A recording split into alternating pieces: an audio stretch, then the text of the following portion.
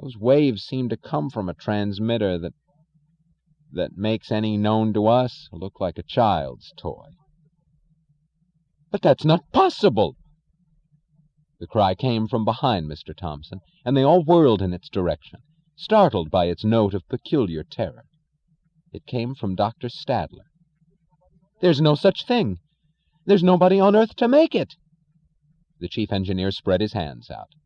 "That's it, Dr. Stadler," he said wearily. "It can't be possible. It shouldn't be possible. But there it is."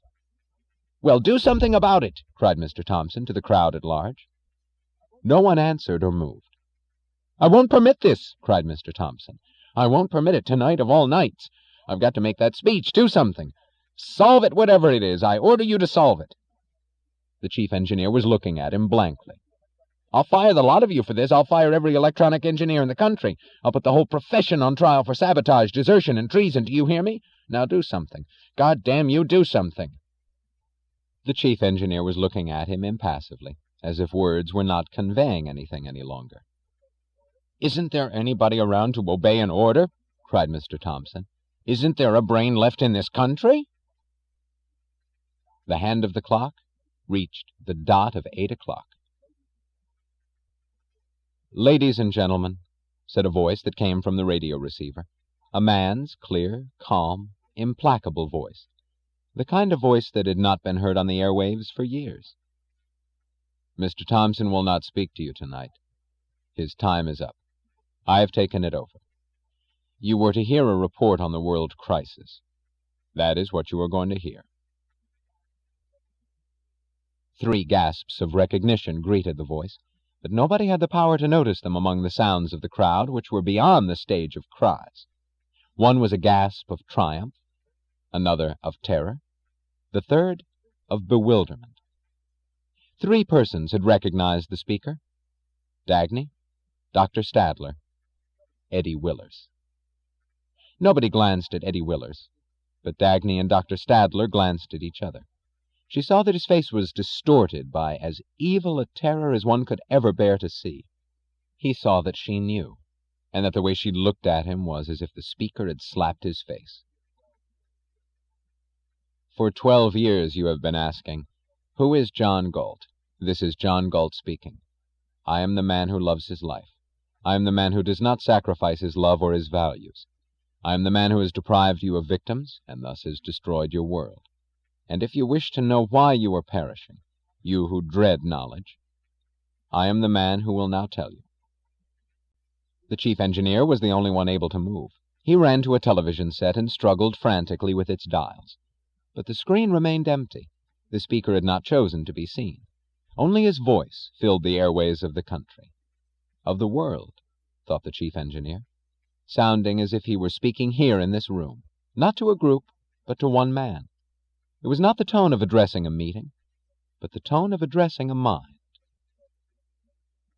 "You have heard it said that this is an age of moral crisis.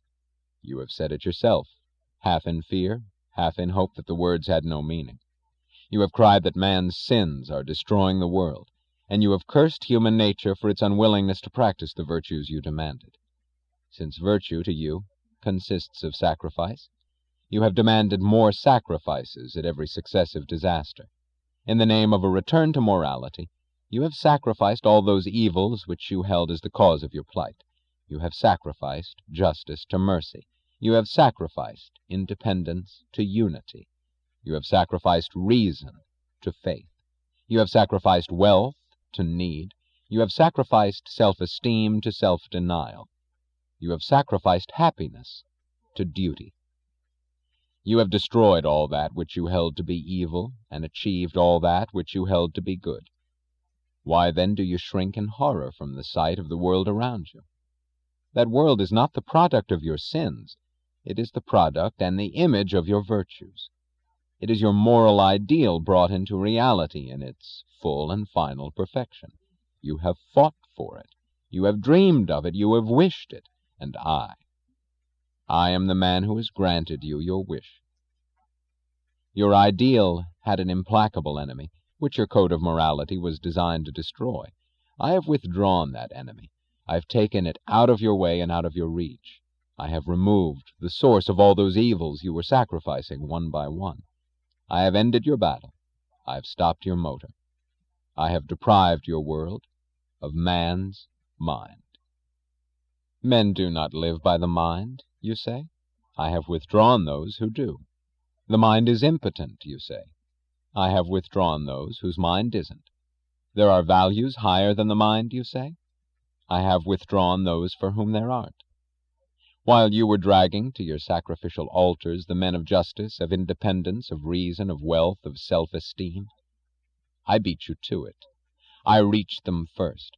I told them the nature of the game you were playing and the nature of that moral code of yours, which they had been too innocently generous to grasp. I showed them the way to live by another morality, mine. It is mine that they chose to follow.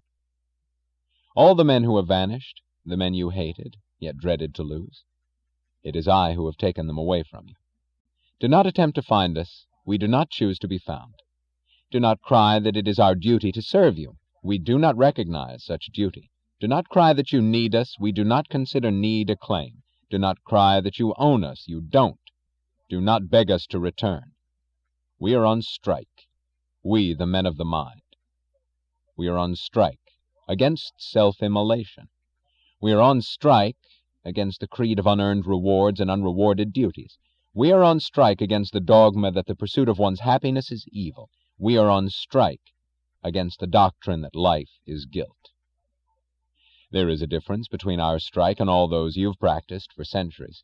Our strike consists not of making demands, but of granting them. We are evil, according to your morality. We have chosen not to harm you any longer. We are useless, according to your economics. We have chosen not to exploit you any longer. We are dangerous and to be shackled, according to your politics. We have chosen not to endanger you, nor to wear the shackles any longer. We are only an illusion, according to your philosophy.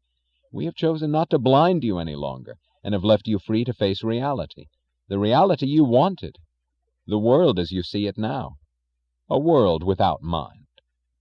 We have granted you everything you demanded of us, we who had always been the givers, but have only now understood it. We have no demands to present to you, no terms to bargain about, no compromise to reach. You have nothing to offer us. We do not need you. Are you now crying, no, this was not what you wanted? A mindless world of ruins was not your goal? You did not want us to leave you? You moral cannibals. I know that you've always known what it was that you wanted, but your game is up, because now we know it too.